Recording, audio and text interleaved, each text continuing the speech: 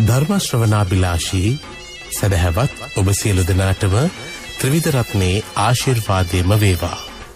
උතුම් බුදුබණ පදයක් ශ්‍රවණය කරනවස් අදත් ලක්හඬ සිත නිවන බුදුබණ සුමధుර ධර්මානුශාසනාව සමගින් එකතු වන මොහොත.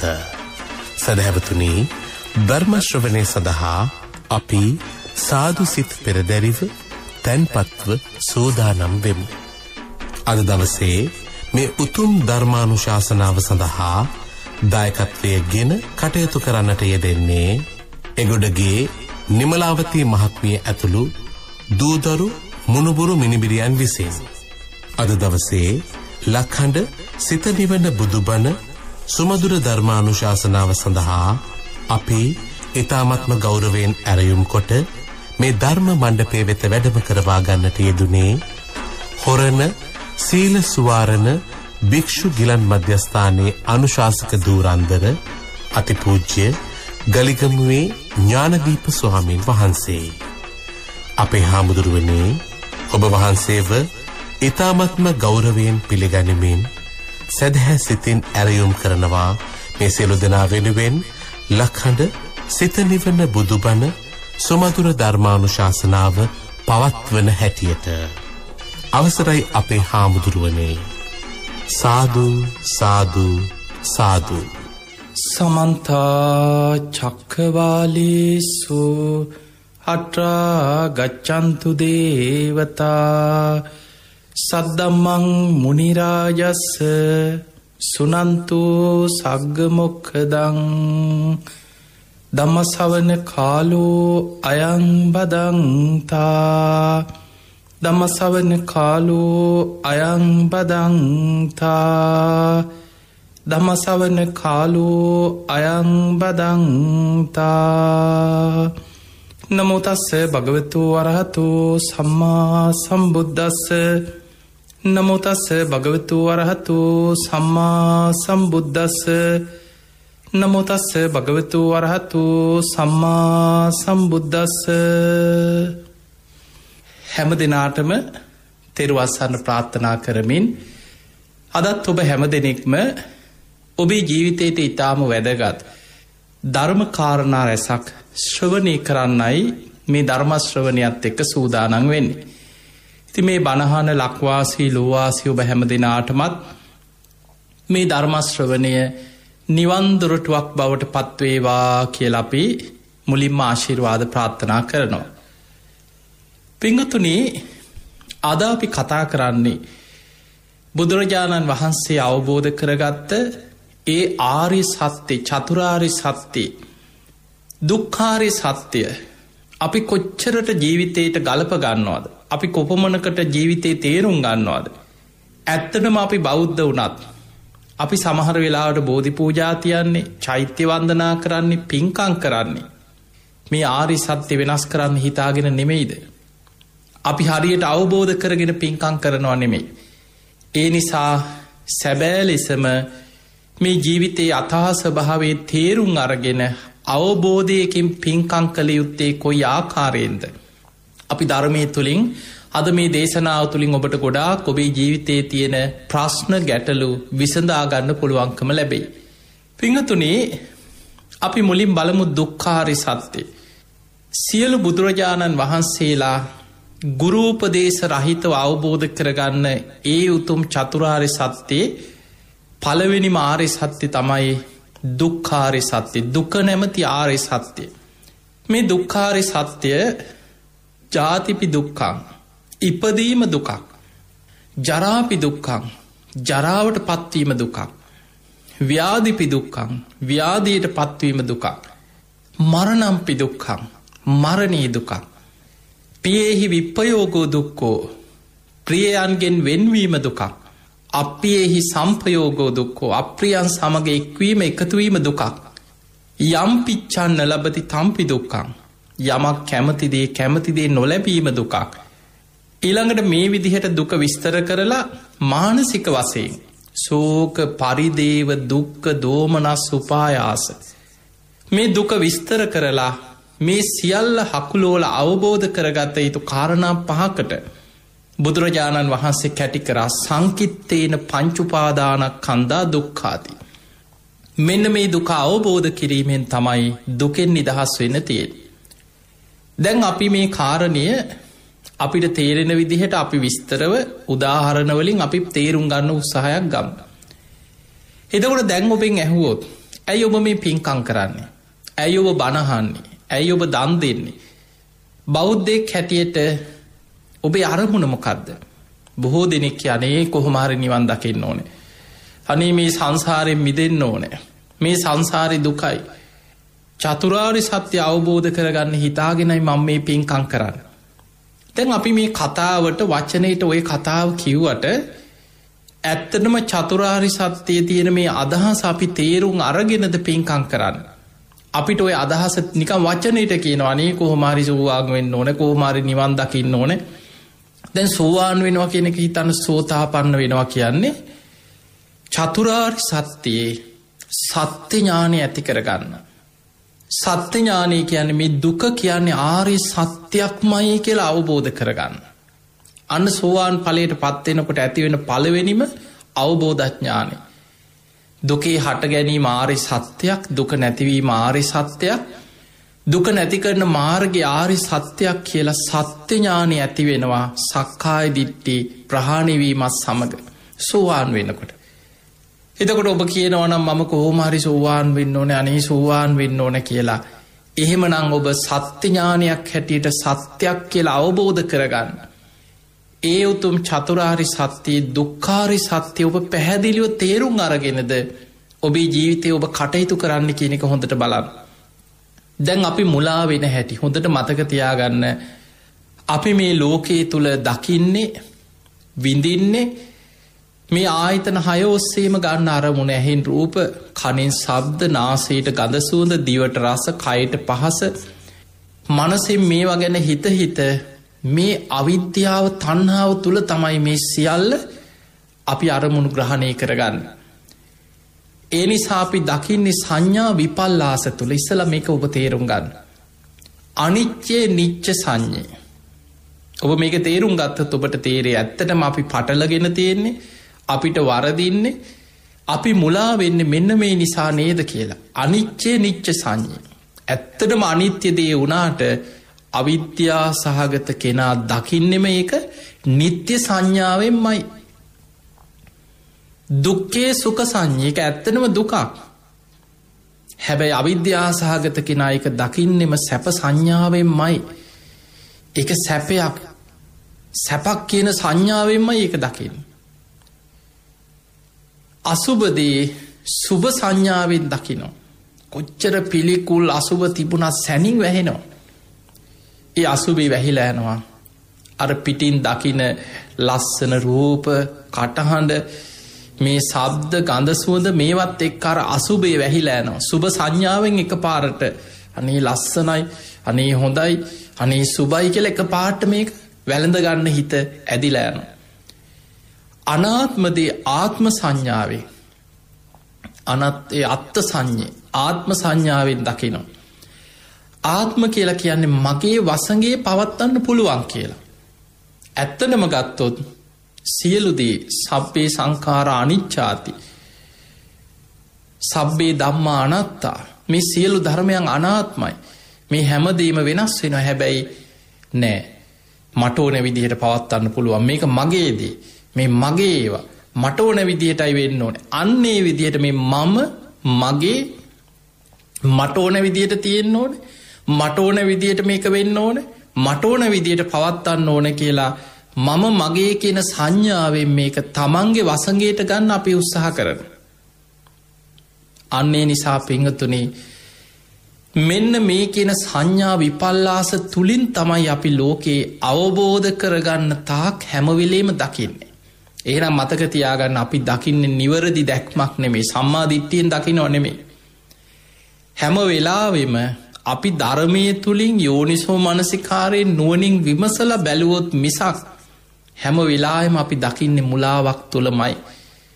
අනිත්‍ය දේ නිත්‍ය සංඥාවේ, දුක් දේ සැප සංඥාවේ, අසුබ දේ සුබ සංඥාවේ, අනාත්ම දේ ආත්ම සංඥාවෙන්මයි දකින්නේ. ඒ නිසායි මුලා වෙන්නේ.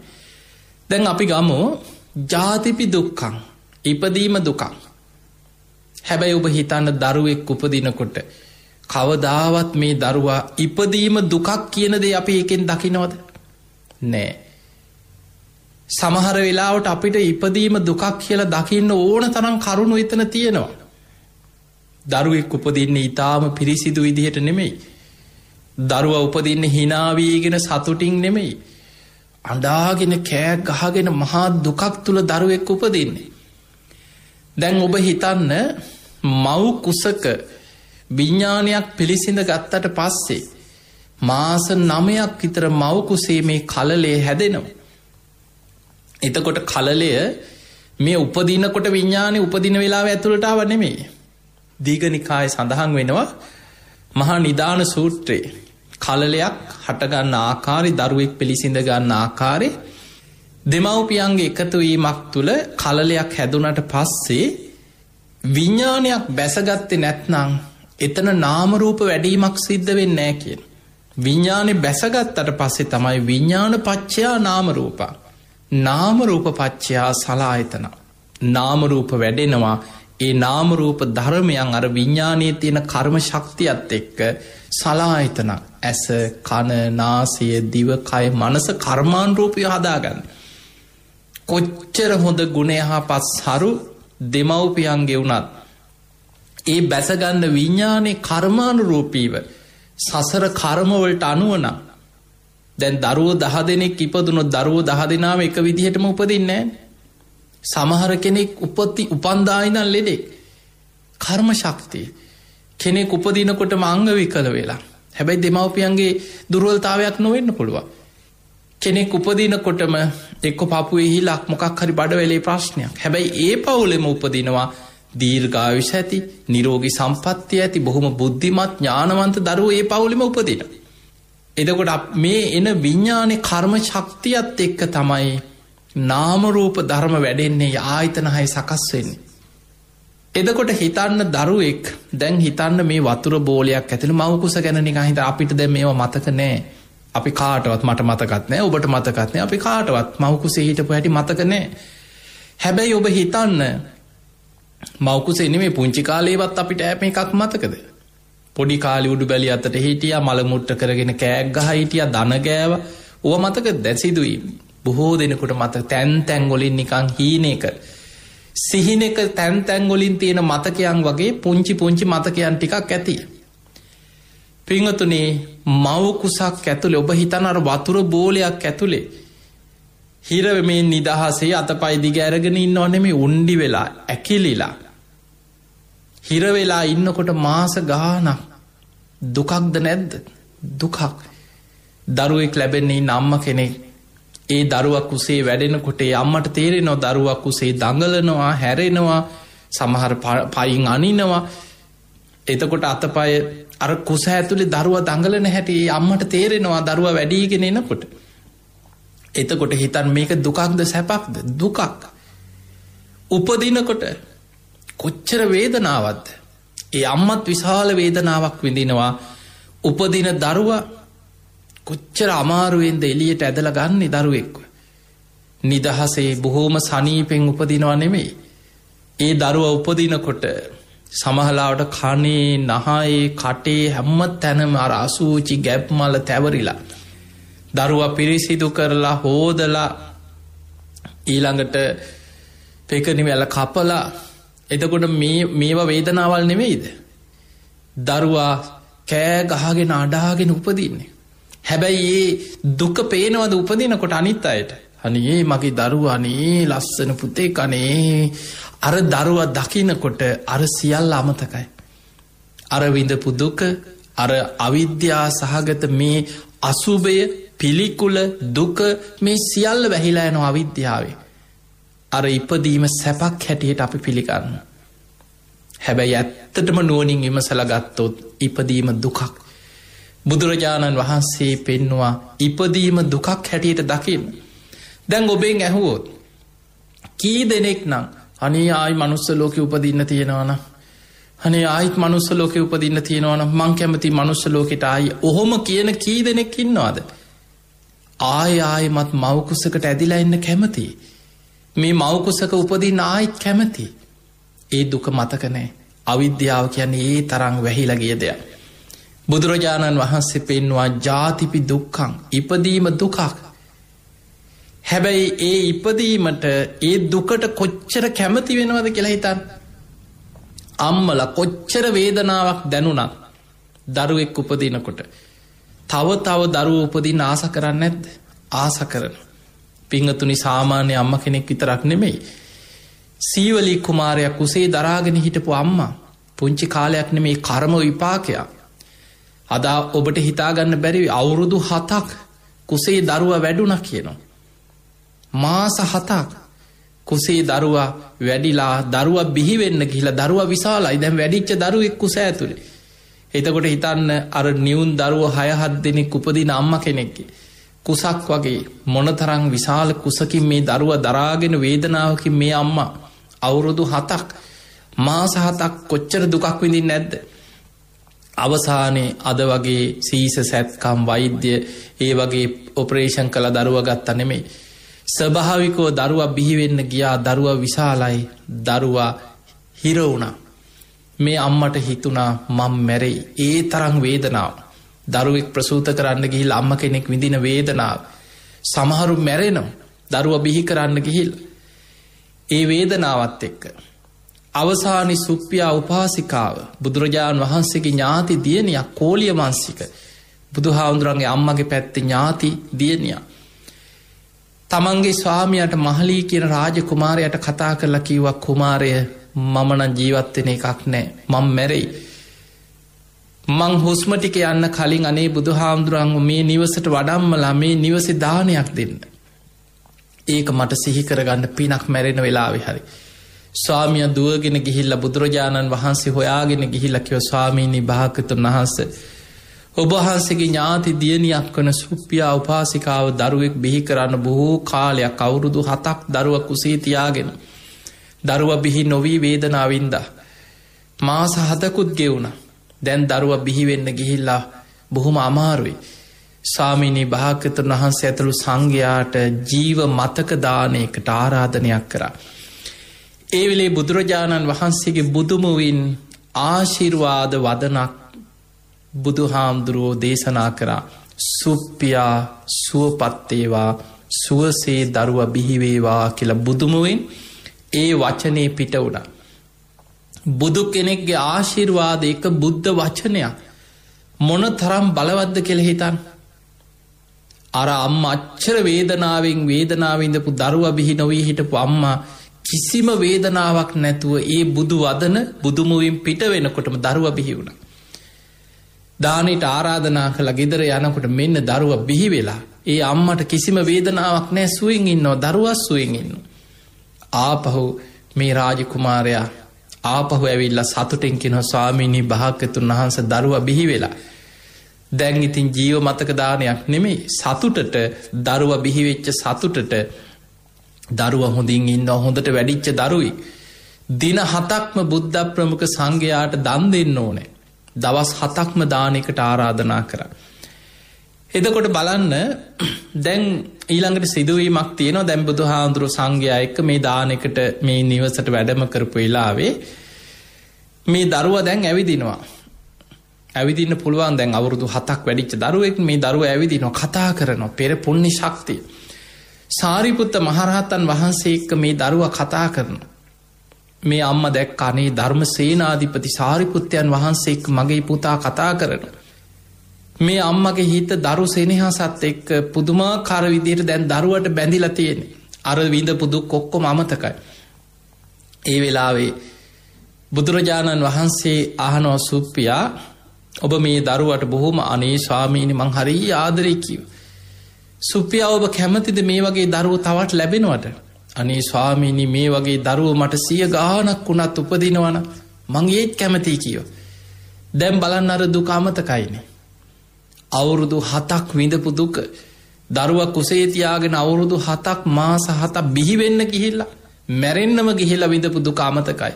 තවත් මට මේ වගේ දරුවෝ ඉන්නවා නම් කියලා හිත අවිද්‍යාව කියන්නේ ඒ වගේ දෙයක්. ඒ වෙලේ බුදුරජාණන් වහන්සේ ගාථාවක් කියනවා අසාතං සාත රූපේන පිය රූපේන අප්පිය දුක්ඛං සුඛස්ස රූපේන පමත්ත මතිවත්තති. අසාතං සාත රූපේන අසාර දේවල් සරු විදිහට වෙස්වලාගෙන අපි ළඟට එනවා. පිය රූපේන අප්පිය අප්‍රිය දේවල් ප්‍රිය ස්වරූපයෙන් වෙස්වලාගෙන අපි ළඟට එනවා. දුක්ඛං සුඛස්ස රූපේන දුකක් හැබැයි ඒක සැපක් විදිහට වෙස්වලාගෙන අපි ළඟට එන්නේ දුක. පමත්ත මතිවත්ති ප්‍රමාද වෙච්ච කෙනා මේකට අහු වෙනවා මුලා වෙනවා රැවටෙනවා. ඒ නිසා මතක තියාගන්න මේ ලෝකේ ප්‍රිය ස්වරූපයෙන් අපි ළඟට ඇවිල්ලා තියෙන හැම දෙයකම යථාර්ථ විමසලා බලන්න ඇත්තටම අප්‍රිය දෙයක්. සාර ස්වරූපයෙන් අපි දකින අපිට පෙනෙන මේක සරු දෙයක් අනේ වටිනා දෙයක් කියලා අපි දකින දේවල් වල ඇත්ත විමසලා බලන්න ඇත්තටම අසාර දෙයක්. සැපක් හැටියට අපි දකින දේවල් වල ඇත්ත නුවණින් විමසලා බලන්න ඇත්තටම දුකක්. ප්‍රමාද වෙච්ච කෙනා ධර්මයේ තුලින් දකින්න නුවණ දියුණු කරපු නැති කෙනා මේකට අහු වෙනවා මුලා වෙනවා රැවටෙනවා. ඒ නිසා ඉපදීම දුකක් කියන එක හොඳට විමසන්න. දැන් හිතන්න ඉපදුනාට පස්සේ ඔබ දකින්න මේ පුංචි දරුවෙක් ඉපදුනාට පස්සේ අපි දරුවට ඇඳුම් අන්දලා මේ මොන තරම් සෙන් පවුඩර් දාලා දරුවා තුරුල්ක මොන තරම් ඔබ ආදරෙන් දරුවා තියාගෙන හිටියත් උඩු බැලි අතට අර නිකන් ඉබ්බෙක් උඩු බැලි අතට හැරෙව්වා වගේ උඩු බැලි අතට හැරෙන්න බැරුව එක තැන මල මුට්‍ර කරගෙන අඬා මලමුට්‍ර ගොඩේ උඩු බැලි අතට ඉන්නකොට දුකක්ද සැපද්ද? දුකක්. අමාරුවෙන් හැරෙන්න දනගා ගන්න බඩගාගෙන ඇවිදින්න යන්තම් අල්ලාල්ල නැකිටලා කාලයක් යනවා නේද මේ දරුවට වචනයක් කතා කරන්න. මේ ඉපදිච්ච ගමන් හැමෝම කතා කරන්නේ මේ දීර්ඝ සංසාර ගමනේ මහා පිං ඇති ආත්ම භාව කීපයක තමයි බෝසතාණන් වහන්සේ ආත්ම 3ක් ගැන තියෙනවා ඉපදිච්ච ගමන් කතා කරමු. මේ ලෝකෙ මේ හැමෝම ඉපදිච්ච ගමන් කතා කරනවා නෙමෙයි. පොඩි දරුවෝ කාලයක් යනවා අඩු ගානේ රිදෙනවා කොන්ද රිදෙනවා කකුල රිදෙනවා බඩ රිදෙනවා ඔළුවේ කැක්කුමක් එනවා කට ඇරලා කියන්නද රිදෙනවා මෙන්න මෙතන රිදෙනවා මට කියලා කියන්නද? අඬනවා කෑ ගහනවා. දැන් ඔබ හිතන්න ඔබට උඩුබැලි අතට ඉන්න පුළුවන් ද ඇඳක මාස ගාණක් ඉන්න පුළුවන් ද උඩුබැලි අතට එක විදිහටම අපිට නැකිටින්න ඕනේ පෙරලෙන්න ඕනේ එක විදිහටම පුටුවක හිටියත් රිදෙනවා කොන්ද රිදෙනවා පස්ස රිදෙනවා ආයි නැකිටලා ආයි පොඩ්ඩක් ඉඳ ගන්න ඕනේ එහෙට හැරෙනවා මෙහෙට ඇඹරෙනවා පුංචි දරුවෙක් මොන දුකක්ද විඳින්නේ. හැබැයි අපිට මේක පේන්නේ අපි මේක දකින්නේ ආයි අපි ඉපදින්න ආසයි. ඒ නිසා ඉපදීම දුකක් ජාතිපි දුක්ඛං. ඊළඟට වයසට යෑම දුකක්. උපන්දා ඉඳන් දවසින් දවස වයසට යනවා. තරුණ වෙනවා කියන්නේ වයසට යනවා. මැදි වයසට එනවා. වයසට යනවා. එතකොට මේ ශරීර වෙනස් වෙනවා දවස ගානේ හැම මොහොතම වයසට යනවා. වෙනස් වෙනවා හැබැයි අපිට පේන්නේ එයා දැන් ලස්සන වෙනවා. එයා තරුණ වෙනවා. එයා දැන් හැඩයි.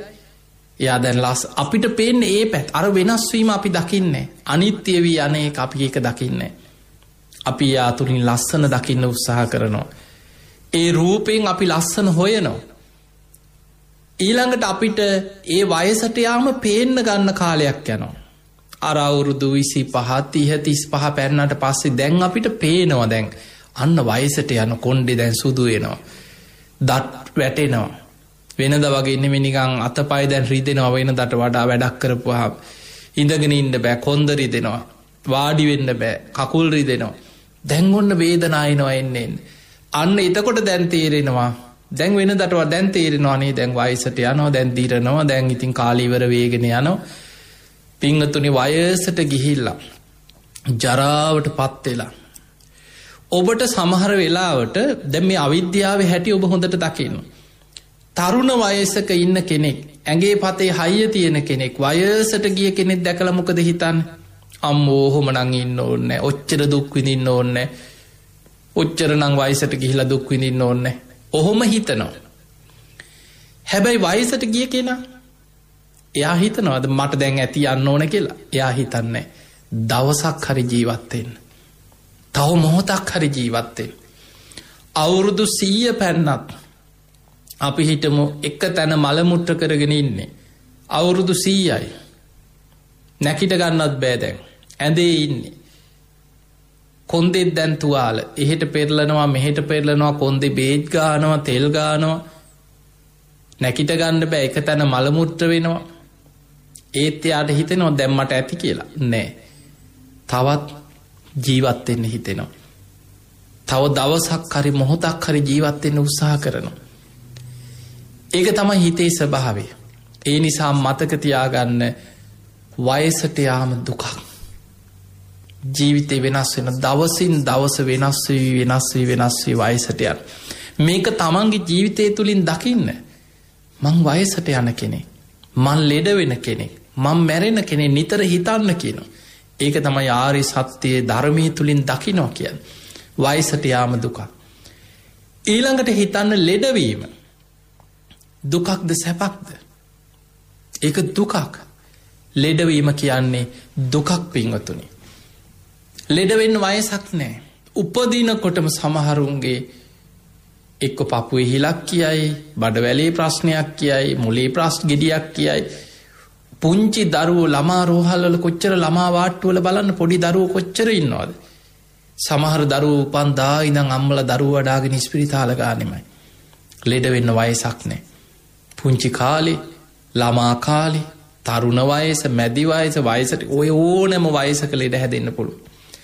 සාමාන්‍යයෙන් ගෙවල් වල ඉන්නකොට ටිකක් ඇඟේ පතේ හයිය තියෙනකොට කොච්චර ලෙඩක් හැදුන දැන් උණක් හෙම්බිරිසාවක් හැදිලා සතියක් දුක් විඳා කියලා හිතන්න. ලෙඩේ හොඳ වෙනකොට දවස යනකොට අරව අමතකයි.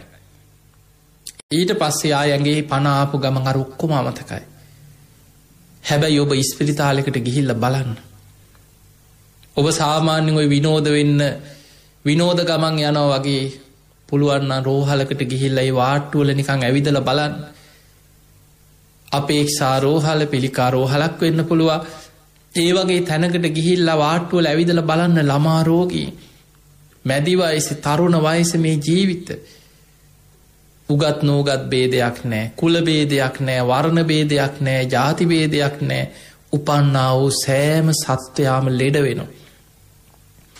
ජීවිතවල ස්වභාවය ඔබ ලෙඩ රෝග ගැන හිතන් එකින් එක මේ ශරීරේ කොටසෙන් කොටස කේස්, රෝමකූප, නියපොතු, දත්, සම, මස්, නහර, ඇටමිදුළු, වකුගඩු, හදවත, අක්මාව, බඩදිව, පෙනහළු, අසූචි, ඔය හිස්මොල, මේ ස්නායු, නහරවැල්, මේ කොටසෙන් කොටස ගත්තොත් හැම තැනම කොච්චර ලෙඩ තියෙනවද?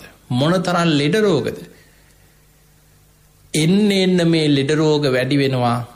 ඒ එකින් එක කොටසෙන් කොටසට අද විශේෂඥ වෛද්‍යවරු වෙනම රෝහල් තියෙනවා. ඇහැ සම්බන්ධ වෙනම විශේෂඥ වෛද්‍යවරු එක්ක රෝහල්, කන සම්බන්ධ වෙනම රෝහල්, ස්නායු සම්බන්ධ වෙනම විශේෂඥ වෛද්‍යවරු. ඒ නිසා මේ ශරීරය කියන්නේ ලෙඩ රෝග වලට ගුහාවක්. හැබැයි ඔබ හිතනවා නෑ මම නිරෝගී, අපිට එහෙම ලෙඩ හැදෙන්නේ, අපිට එහෙම ලෙඩක් නෑ කියලා හිතනවා නම් ඔබ තරම් අඥානෙක් නෑ. ඒ නිසා කයේ ඇත්ත ස්වභාවය නිතර හිතන්න. මම ලෙඩ වෙන කෙනෙක්, මම වයසට යන කෙනෙක්, මං ජරාවට පත් වෙන කෙනෙක්, මං කවදා කොතන කොයි මොහොතේ හරි මැරෙන කෙනෙක්. මේ ධර්මතාවය නිතර නුවණින් විමසන්න. ඒ යථාර්ථය දකින්න නැතුව දැන් හිතන්න මේ තමයි ආර්ය සත්‍ය. හැබැයි අපි බෝධි පූජා තියෙනවා. දැන් මේක නුවණින් තේරුම් ගන්න ඕනේ. බෝධි පූජාවකින් අපිට ආශිර්වාදයක් ලැබෙනවා තමයි. හැබැයි බොහෝ බෝධි පූජා තියන අයගේ අදහස් හිතන්න. ඒ අයට බෝධීන් වහන්සේ මතක් වෙන්නේ අනේ අපේ බුදුරජාණන් වහන්සේ සම්බුද්ධත්වයට පත් වුණේ මේ බෝධීන් වහන්සේ සෙවණේ නේද? උන්වහන්සේට බුදු වෙන්න සෙවණ දුන්නේ මේ බෝධීන් වහන්සේ. බුදු වෙලා සතියක් බෝධි මූලේ වජිරාසනයේ මත විමුක්ති සුව විඳමින් බුදුහාමුදුරු වැඩ හිටියා. උන්වහන්සේ නේත්‍ර පූජාවකින් බෝධීන් වහන්සේට සතියක් පුද පූජා කරා. බුදුහාමුදුරුවෝ සිහි කරගෙන වන්දනා කර යුතු පාරිභෝගික චෛත්‍ය අතර බෝධීන් වහන්සේ අග්‍රයි කියලා බුදුහාමුදුරුවෝ දේශනා කරා. එහෙමනම් මම බුදුහාමුදුරන්ට පූජාවක් කරනවා වගේ බෝධීන් වහන්සේට බෝධි පූජාවක් තියෙනවා කියලා හිතලාද බොහෝ දෙනෙක් බෝධි පූජා තියන්න යන්නේ. ඔබම හිතන් ඔබ බෝධි පූජා තියන්න යන්නේ ওই වගේ අදහසින්ද? නෑ. ඔබට ලෙඩක් හැදෙනවා. ලෙඩක් හැදුනට පස්සේ ඔබට මතක් වෙන බෝධි පූජාවක් තියන්න ඕනේ. එක්කෝ යනවා කේන්දරේ බලන්න. ගියාම කියනවා මේ අපලයි. හරියට අපලයි. මෙයාට බෝධි පූජා 7ක් තියන්න කියනවා. දැන් බෝධි පූජා තියන්න යන. බෝධීන් වහන්සේට වන්දනා කිරීම බෝධි පූජාවක් තිබීම පිනක් තමයි. හැබැයි ඔබ බෝධි පූජා තියන්නේ මොන චේතනාවෙන්ද? අනිත්‍ය දේ නිට්ටය කරගන්න හිතාගෙන. දුක් දේ සැපක් කරගන්න හිතාගෙන. චතුරාර්ය සත්‍ය අවබෝධ කරගත්ත බෝධි මූලයට ගිහිලා ඔබ ඉල්ලන්නේ ඒ දුක්ඛාරය සත්‍ය දුකක් නැති කරලා සැපක් කරලා දෙන්න කියලානේ ඔබ ඉල්ලන්නේ. ලෙඩ වෙන්න එපා. කොඩි එල්ලනවා ගිහිල්ලා නිරෝගී සැප ලැබේවා. අපි ආශිර්වාදයේ ප්‍රාර්ථනාව කියන එක මෛත්‍රී සාගත මනසකින් කරන දෙයක්.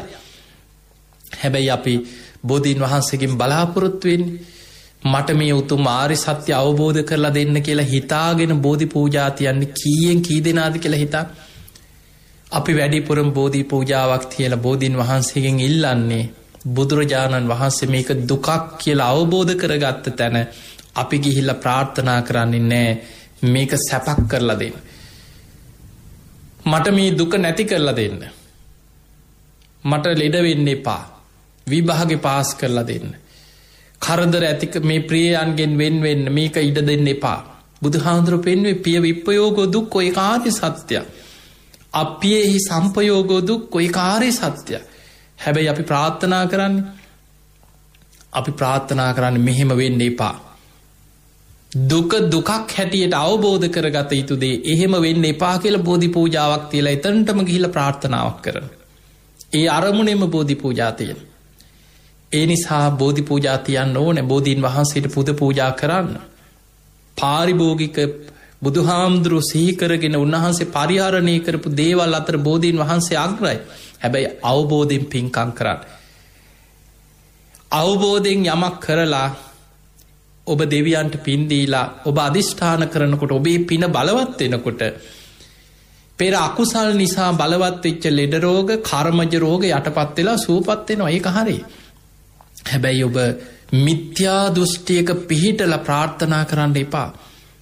සම්මා දිට්ඨිය තුල යථාර්ථය අවබෝධ වෙන විදිහට පින්කම් කරන්න. එතකොට ජීවිත අවබෝධයට උපකාර වෙන විදිහට අවබෝධඥානයත් වැඩෙනවා. ඒ තුල පිනක් තියෙනවා. පින බලවත් වෙනකොට කර්ම විපාක නිසා හටගත් ලෙඩ රෝග සමහරලාවට ඔබේ අපි හිතමු ඔබට ලෙඩක් තියෙනවා. ඔබේ මොකක් හරි හොයාගන්න බැරි ලෙඩක්, බඩවැල් වල රෝගයක්, ශාරීරික අසනීපයක් තියෙනවා, බෙහෙත් ගත්තට හොඳ වෙන්නේ නැහැ. හරි වෛද්‍යවරයෙක් හම්බෙන්නේ නැහැ. එතකොට මේ කර්ම විපාකත් එක්ක, පෙර අකුසල විපාකත් එක්ක ඔබට මේ සියල්ල වැහිලා තියෙන්න පුළුවන්. හැබැයි ඔබ බෝධීන් වහන්සේට නිතර බෝධි පූජා කරනවා, බුද්ධ වන්දනා කරනවා, ගෙදර බුදුන් ඇඳලා පිරිත් කියනවා, චෛත්‍ය වන්දනා කරනවා. මේ කටයුතු කරගෙන යනකොට ඔබේ පින බලවත් වෙනවා. ඔබේ පුණ්‍ය ශක්තිය, ඔබේ පුණ්‍ය බලවේග ටික බලවත් වෙනකොට පින අර අකුසල් යටපත් වෙනවා.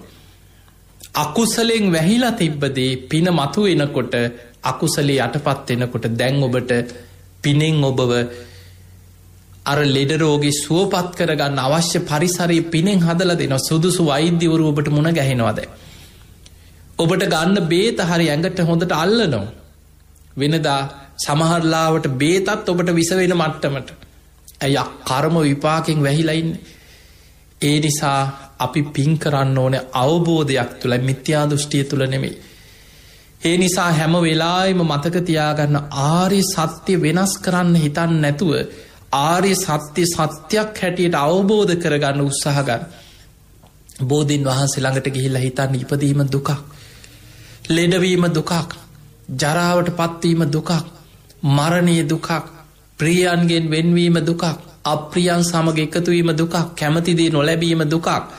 මේ දුක මං අවබෝධ කරගන්නයි ඕන. බුදුරජාණන් වහන්සේ බෝධි මූලයේදී මේ දුක අවබෝධ කරගෙන ආර්ය සත්‍ය සත්‍ය ඥාන කෘත්‍ය ඥාන කෘතඥාන වශයෙන් මේ බෝධි මූලයේදී අවබෝධ කරගත්තා.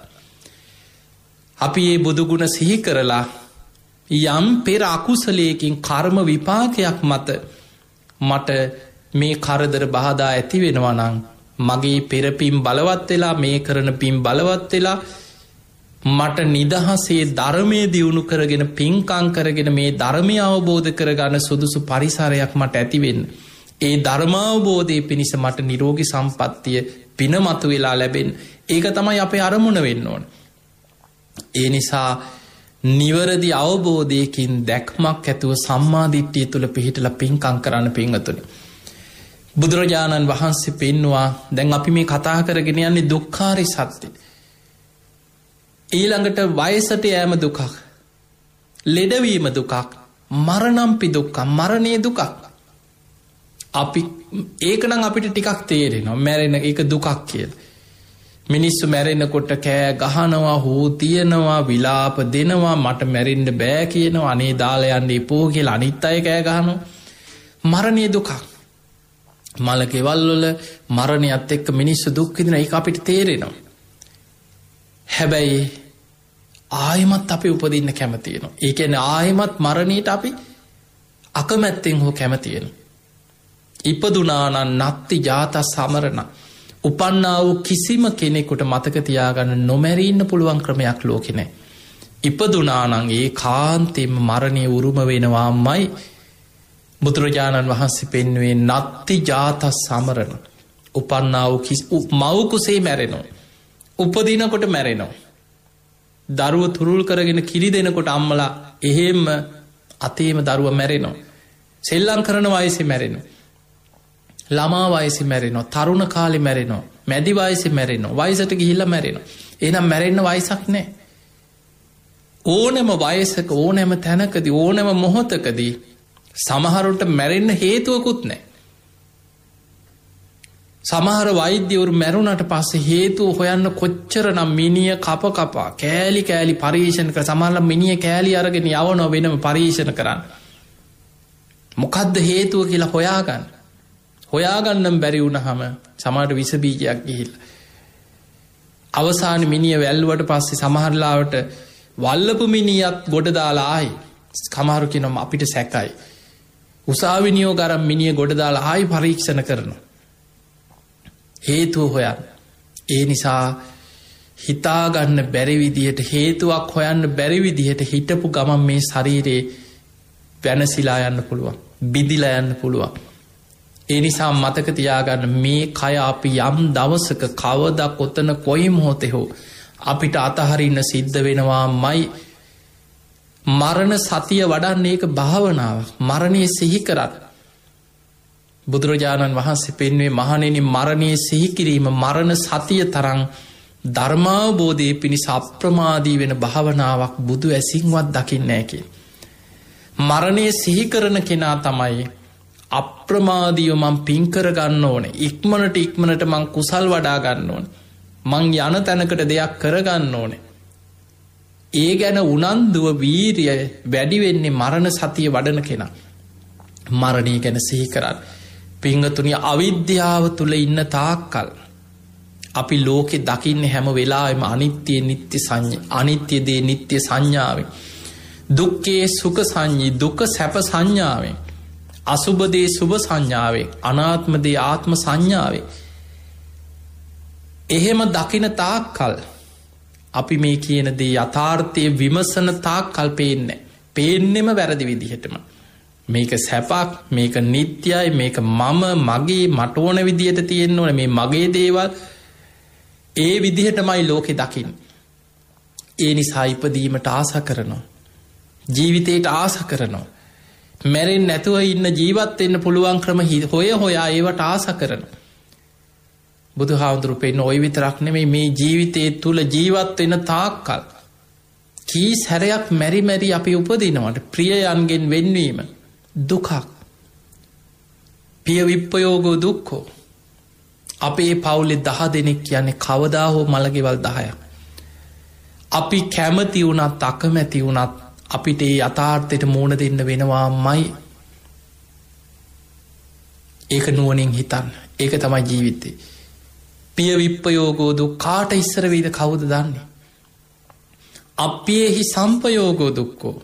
හතුරෝ තරහකාරයෝ ඊරිසියාකාරයෝ අපි කොච්චර ප්‍රාර්ථනා කරත් කල්යාණ මිත්‍රයෝ සත්පුරුෂයෝ අපිට ඒ අය විතරක් ලැබේවා කියලා නෑ. අපි යන සංසාර ගමනේ අවිද්‍යා සහගත ලෝකෙක තණ්හා උපාදාන කරගෙන ජීවත් වෙන මිනිස්සු එක්ක අපි ඉන්නේ.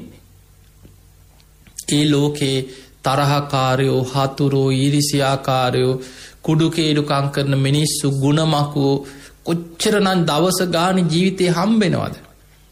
එවැනි ලෝකෙක අපිට ජීවත් වෙන්න වෙන්නේ. ඒක තමයි ජීවිතයේ ඇත්ත. අප්පියේහි සම්පයෝගෝ දුක්ඛෝ. හතුරෝ තරහකාරයෝ ඒ අය මුණ ගැහෙන එක, ඒ අය ඇසුරට ලැබෙන එක, අකමැත්තෙන් උනත් ජීවත් වෙන්න සිද්ධ වෙන එක දුකක්. කරන්න දෙයක් නෑ. ඒක තමයි ලෝකේ හැටි. ඒක දුකක් වශයෙන් දකින්න. ඊළඟට බුදුහාඳුරු පෙන්නවා යම් පිච්ඡන්න ලබති තම්පි දුක්ඛ. යමක් කැමතිද ඒ කැමති දේ නොලැබීම දුකක්. දැන් අපි කැමතිනේ. සමහරු කියනවා අම්මෝ අපිට නම් ওই වගේ නම් දුක් විඳින උපතක් එපා. හැබැයි කැමති වුණා කියලා ලබන්න බෑ. උපදිනවා. අංග විකල උපදිනවා, විකෘති වෙලා උපදිනවා. දරුවෝ එකට ඇලිලා උපදිනවා. බද්ධ වෙලා අපායවල වල උපදිනවා. කවුද කැමති තිරිසන් ලෝකේ යන්න, പ്രേත ලෝකේ යන්න? හැබැයි උපදිනවා. කර්මයෙන් ඇදිලා යන්න. අකමැති දේ සිද්ධ වෙනවා. කැමති දේ නොලැබීමේ දුක. ඉපදිච්ච කෙනා කැමති දැන් බලන්න හැමෝගෙම කවුරුත් කැමතිද වයසට යන්න? ලෙඩ වෙලා ඉන්නේ. වයසට යන්න නැතුව ඉන්නවනම් කොච්චර මිනිස්සු ආස කරනවද? හැබැයි වයසට යනවා. අන්න කැමති දේ නොලැබීමේ දුක. දත් ටික වැටෙනකොට, කෙස් ටික පැහෙනකොට, හැම රැලි වැටෙනකොට මේක වළක්ව ගන්න මොන තරම් උපක්‍රම යොදනවද? මිනිස්සු ජීවිතේ අවදානම් සැත්කම් වලට, ওই ප්ලාස්ටික් සැත්කම්, වේදනා සහගතම සැත්කම්, ඊටමත් වේදනා නමුත් තමන් කැමති වෙනවා, ඒවට මෝන දෙනවා. වයසට යන්නේක පේන්නේ නැතුව තව මාසයක්, අවුරුද්දක්, අවුරුදු කීපයක් හරි පවත්වන්න පුළුවන් නම් අර දුකට කැමති වෙනවා. නොයෙක් විදිහට උපක්‍රමෙද මොන තරම් ආලේපන, ක්‍රීම් වර්ග, ඊළඟට වෛද්‍ය සැත්කම් වලට කොච්චර මිනිස්සු මේවට ඉදිරිපත් වෙන රූපලාවන්‍යයක්. හැබැයි වෙනස් කරන්න බෑ. ලෝකෙ වයසට යනවා, මැරෙනවා. ලෙඩ වෙන එක වළක්ව ගන්න මොන තරම් උපක්‍රම යෙදුවත් මොකක් හරි ලෙඩක් හැදෙනවා. යම් මට්ටමින් අපිට බෙහෙත් අරගෙන බේරෙන්න පුළුවන් ඒවා තියෙනවා.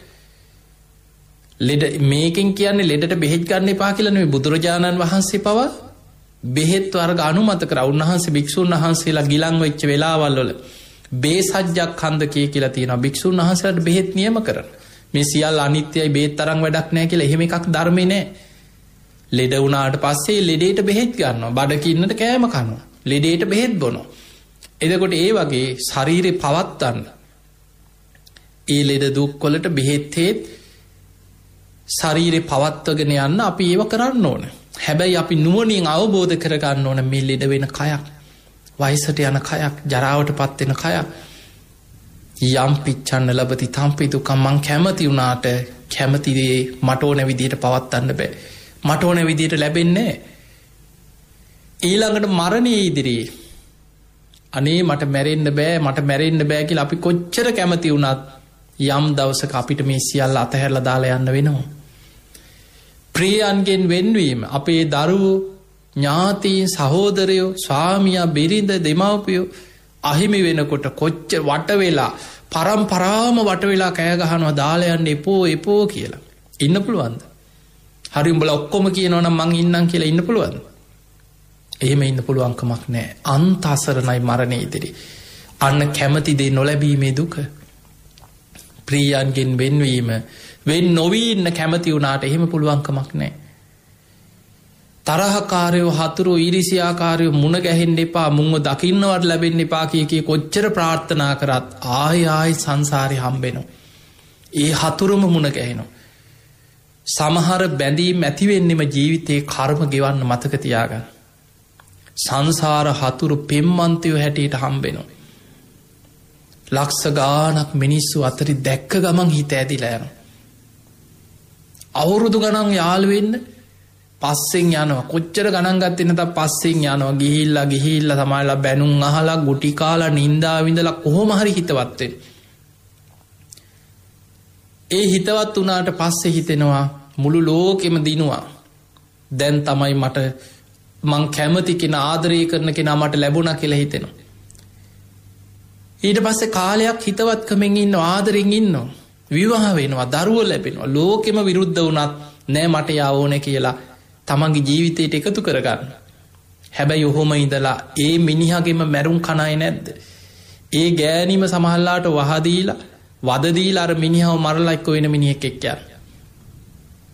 අවුරුදු 15 20 එකට ආදරෙන් ඉඳලා අවුරුදු 10 15 ආදරය කරලා විවාහ වෙච්ච අය අර ආදරය කරනකොට පෙම්වතුන් විදිහට ඉන්නකොට සිහින මවාගෙන සිහින ලෝකවල ජීවත් වෙනකොට දැක්කද කවදා හරි මාව මරන්නේ මේ මිනිහා. මම මේ ආදරය කරන්නේ මගේ මාරයත් එක්ක. මේ මිනිහගෙන් තමයි මම මැරුම් කන්නේ කියලා කවදාවත් පෙවුනද නැහැ. ඇදිලා ආදරේ නාමෙන් ඇදිලා යන්නේ සංසාර හතුරට. කර්ම විපාකෙට ඇදිලා යනවා. ඒක තමයි සංසාරේ ස්වභාවය. දෙමව්පියෝ හැටියට එනවා සංසාර හතුරු. ඔබ දැකලා ඇති සමහර පූසියෝ ඉන්නවා පැටව දාලා පැටව කනවා. සමහර සත්ත්වෝ ඉන්න තමන්ගෙම පැටව කනවා. මිනිස්සු ඉන්නවනේ. තමන්ගෙම දරුවා පොළේ ගහලා මරන, දරුවගේ බෙල්ල මිරිකන. කොච්චර ඉන්නවද ඉපදිච්ච ගමන් දරුවා විසි කරලා යන දෙමව්පියෝ. සංසාර හතුරු අම්මා තාත්තා හැටියට එන්න පුළුවන්. දරුවෝ හැටියට දරුවෝ නිසා දෙමව්පියෝ කොච්චර දුක් විඳිනවද? සෝවාන් වෙච්ච බිම්බිසාර රජුරවන්ට සංසාර හතුරෙක් ආව දරුවෙක් හැටියට අජාසත් කොච්චර වද දීලාද මැරුවේ. ඒ නිසා සසර හතුරෝ දරුවෝ විදිහට එනවා. දෙමව්පියෝ හැටියට එනවා. සහෝදරයෝ හැටියට එනවා. ස්වාමියා හැටියට එනවා. බිරිඳ හැටියට එනවා. එක එක විදිහට සංසාර හතුරු ලෝකෙ අපිට හම්බ වෙනවා. ඒක තමයි ලෝකේ ස්වභාවය. ඒ නිසා මතක තියාගන්න මේ අපි ජීවත් වෙන ලෝකේ මේක සැපක් නෙමෙයි, මේක දුකක්. මේ දුක අපිට වැහිලා තියෙන අවිද්‍යාව නිසා. ඒ නිසා අපි අනිත්‍ය දේ නිට්ටය විදිහට දකිනවා. සැප දේ දුක සැපක් විදිහට දකිනවා. අනාත්ම දේ ආත්ම විදිහට, අසුබ දේ සුබ විදිහට දැකලා අවිද්‍යාවෙන් ලෝකෙට මුලා වෙලා මේකට බැඳිලා හිටියට ඇත්තටම මේක දුකක්. මේ දුක දුකක් හැටියට දකින්න. දුකක් හැටියට ධර්මයේ තුලින් විමසලා බලන්න. අන්න එතකොට අපිට ඇත්තදක් මේක හරියට කණ්ණාඩියක් දාගෙන ඉන්නවා, පාට කණ්ණාඩියක්. පාට කණ්ණාඩියක් දාගෙන බලනකොට බැලුව අත පේන්නේ ඒ පාටින් පේන්නේ. දැන් කහ පාට කණ්ණාඩියක් දාගෙන බලනවා. බලනකොට වටපිටා ඔක්කොම පේන්නේ කහ පාට. අහස දිහා බැලුවත් පේන්නේ කහ පාට. රතු පාට කණ්ණාඩියක් දාගෙන බලන තැන් පේන්නේ රතු පාටට. ඒ වගේ අපි අන්ධකාරයකින් අඳුරකින් වැහිච්ච පටලකින් පාට කණ්ණාඩියකින් අපි ලෝකෙ දිහා බලනවා වගේ අවිද්‍යාවෙන් ලෝකෙ දිහා දකින්නේ. ඇත්ත දකින්න උත්සාහයක් ගන්න. චතුරාර්ය සත්‍ය නුවණින් විමසලා ජීවිතයට ගලප ගන්නවා කියන්නේ ඕකයි. එහෙම නැතුව අවිද්‍යාවෙම ඉඳගෙන අවිද්‍යාව තුලින්ම දකිමින් හිතෙන් කියනවා අනේ කොහොම හරි කටේ තියෙන්නේ සෝවාන් වෙන්න ඕනේ, අනේ කොහොම හරි නිවන් දකින්න ඕනේ, කොහොම හරි නිවන් දකින්න තියෙනවනේ. හැබැයි අපි ධර්මයේ විමසන්නේ. අපි ධර්මයේ තුලින් ජීවිතේ දකින්න හිතන්නේ. ප්‍රායෝගිකව මේ ප්‍රශ්නේ එනකොට ධර්මයේ තුලින් විමසන්නේ නැත්නම් ඒ ධර්මයේ ගැන අපි කොච්චර ප්‍රාර්ථනා කර මේක ප්‍රාර්ථනාවෙන් ලැබෙන දෙයක් නෙමෙයි. ප්‍රාර්ථනා කරලා ලබන්න පුළුවන් දේවල් නෙමෙයි මේවා. යෝනිසෝ මනසිකාරේ ධම්මානුධම්ම ප්‍රතිපදාවේ තමා තුළට පමුණවාගෙන තමන් තුළින් ධර්මයේ දකින්නයි උත්සාහ කරන්න ඕන. ඒකයි බුදුරජාණන් වහන්සේ අපිට පෙන්වන්නේ. ඒ නිසා පින්වතුනි මෙන්න මේ ටික හොඳට තේරුම් ගන්න. අපි කරන හැම පින්කමක් තුළම අවබෝධයෙන් පින්කම් කරන්න. බෝධි පූජාවක් තිබ්බත් සැබෑ ලෙස චතුරාර්ය සත්‍ය ගැන අවබෝධයෙන් බෝධි පූජා තියන්න. බුද්ධ වන්දනා කරනකොට චතුරාර්ය සත්‍ය ගැන අවබෝධයෙන් බුදුන් අදින්. චෛත්‍ය වන්දනා කරත් පින්කම් කරත් මොන පින්කම් කරත් යථාර්ථය තේරුම් අරගෙන අවබෝධයෙන් ඒ දේ කරන්න. අන්න එතකොටයි ඒක සැබෑ ලෙසම ධර්මාවබෝධයට උපකාර වෙන පින්කමක් වෙන්නේ. ඔබ ජීවිතයේ අවබෝධයෙන් පින්කම් කරන කෙනෙක් බවට පත් වෙන්නේ. සම්මා දිට්ඨිය තුල පින්කම් කරන කෙනෙක් බවට පත් වෙන්නේ. ඉතින් එහෙමනම් ඔබ හැම දිනාටම අද මේ ධර්මානුශාසනාව, අද මේ ධර්ම දේශනාව ඔබේ ජීවිතේ මේ අවිද්‍යාවෙන් වැහිලා විකෘති විදිහට මුලාවෙන් දකින ලෝකේ සැබෑ ලෙස ටිකෙන් ටික හරි යථාර්ථය දකින්න පුළුවන් විදිහට ජීවිතය ගැන නුවණින් විමසලා බලන්න. මේ කියපු කාරණා ටික ඔස්සේ ඇත්ත නේද කියලා නුවණින් හිතන්න. එහෙමනම් ඔබ හැම දිනාටමත් මේ ලැබිච්ච මනුස්ස ජීවිතය අවසන් වෙන්න පෙර සද්ධාදී ගුණ ධර්ම දියුණු කරගෙන උතුම් වූ ධර්මයේම අවබෝධ කරගන්නම වාසනාව ලැබේවා ලැබේවා ලැබේවා කියලා අපි හදවතින්ම ඔබට ආශිර්වාද ප්‍රාර්ථනා කරනවා. පින්වතුනි, ඔබ කවුරුත් දන්නවා හොරණ සීල ස්වරණ ගිලන් භික්ෂු මධ්‍යස්ථාන පුණ්‍ය භූමියේ බක්කුල මහරහතන් වහන්සේගේ නාමයෙන් අපි බක්කුල මහා සෑය නමින් උතුම් චෛත්‍ය රාජානන් වහන්සේ නමක් ඉදි කරනවා. ඉතින් ගිය පුන් පොහෝ දවසේ මාර්තු 28 වෙනිදා පුන් පොහෝ දවසේ බක්කුල මහා සෑය ගර්භය තුල අපි ධාතු ගර්භයේ වැඩ කටයුතු ආරම්භ කරන්නට යෙදුණා. ඉතින් ගර්භයේ මැද්දේ බොහොම ලස්සන ජයශ්‍රී මහ බෝධීන් වහන්සේගේ ඒ බෝධීන් වහන්සේ නමක් නිර්මාණය වෙනවා. ඒ වගේම වජිරාසනේ අඩි 10ක රන් ආලේපිත පිත්තර කඳුන් වහන්සේ නමක් තුල තමයි සියලු 13 වහන්සේලා තැන්පත් කරන්නේ. ඒ වගේම 80 මහා ශ්‍රාවක ප්‍රතිමා වහන්සේලා නිර්මාණය වෙනවා මේ සෑ ගර්භය තුල. මේ නිර්මාණ කටයුතු මේ දිනවල සිදු වෙනවා. ඉතින් සදහැවතුන්ට පුළුවන්කම තියෙනවා සීල සුවරණට ඒ බක්කුල මහා සෑයේ කටයුතු වෙනුවෙන් සම්බන්ධ වෙන්න ශ්‍රම දාන කටයුතු වලට. මොකද මේ පිළිම අඹන නිර්මාණ කටයුතු වෙනුවෙන් සදහැවතුන් පෙනේරෙන් වැලි හලලා බොහොම ගෞරවයෙන් පිරිත් කරලා බොහොම සද්ධාවෙන් මේ කටයුතු වලට ලංකාවේ බොහෝ පළාත්වල සදහැවතුන් ඇවිල්ලා සම්බන්ධ වෙනවා. ඉතින් ඔබට ඒ සඳහා අපේ සීල සුවර්ණට කතා කරලා ශ්‍රම දාන කටයුතු වලට දින වෙන් කරගන්න පුළුවන්. ඒ වගේම ඒ සඳහා ඔබට ඔබේ ශක්ති පමණින් සහයෝගය ලබා දීලා ආධාර උපකාර කරන්න පුළුවන්කම තියෙනවා. ඒ සඳහා ඔබට මේ දුරකථන අංක කීපය ඔබ ලියා ගන්න. 0334 22 62 782 කියන දුරකථන අංකයත් 0334 22 67 488 කියන දුරකථන අංක දෙක සීල ස්වර්ණි දුරකථන අංක 0334 22 62 782 සහ 0334 22 67 488 කියන දුරකථන අංක ඔස්සේ ඔබට සීල ස්වර්ණ ගිලන් භික්ෂු මධ්‍යස්ථාන පුණ්‍ය භූමියට කතා කරලා මේ තොරතුරු දැනගන්න පුළුවන්කම තියෙනවා. පින්වතුනි, අද මේ ධර්ම දේශනාවේ රැස් කරගත් සියලු පින් සියලු දෙවියෝ සාදුකාර දෙදී මේ පින් අනුමෝදන් වෙත්වා. දෙවියන්ගේ පිහිට රැකවරණ ආශිර්වාදය ඔබ හැම දිනාටම ලැබේවා ලැබේවා කියලා අපි ආශිර්වාද ප්‍රාර්ථනා කරනවා. ඉතින් ඒ වගේම ලක්හඬ ගුවන් විදුලියේ ගායන් දුෂ්‍යන්ත මහත්මයා ඇතුළු කාර්ය මණ්ඩලයේ හැම දිනාටම බණ ඇසූ ලක්වාසී ලෝවාසී හැම දිනාටමත් ආශිර්වාද ප්‍රාර්ථනා කරනවා. ඉතින් එහෙමනම් ඒ හැම දිනාමත් ඔබ හැම දිනාමත් ධර්ම ශ්‍රවණී කළ ලක්වාසී ලෝවාසී ඔබ හැම දිනාමත් නිදුක් වේවා, නිරෝගී වේවා, සුවපත් වේවා, සුවපත් වේවා, සුවපත් වේවා. හැම දිනාටම උතුම් ධර්ම අවබෝධයේ පිණිසම මේ පින ආශිර්වාදයක් පාරමිතාවක්ම වේවා වේවා කියලා අපි ආශිර්වාද කරනවා. ආකාසට්ඨා ච බුම්මට්ඨා දේවානාගා මහිද්దికා පුඤ්ඤන්තං අනුමෝදිත්වා චිරන් රක්칸තු ලෝක සාසනං. ආකාසට්ඨා ච බුම්මට්ඨා දේවානාගා මහිද්దికා පුඤ්ඤන්තං අනුමෝදිත්වා චිරන් රක්칸තු දේශනං. ආකාසට්ඨා ච බුම්මට්ඨා දේවානාගා මහිද්దికා පුඤ්ඤන්තං අනුමෝදිත්වා චිරන් රක්칸තු ත්වං සදා. හැම දිනාම නිදුක් වේවා, නිරෝගී වේවා, සුවපත් වේවා, සුවපත් වේවා, සුවපත් වේවා. හැම දිනාටම සම්මා සම්බුදු සරණයි. සදහවතුනි, ඔබ වෙනුවෙන් අද දවසේ ලක්හඬ සිත නිවන බුදුබණ සුමధుර ධර්මානුශාසනාව එලෙසින්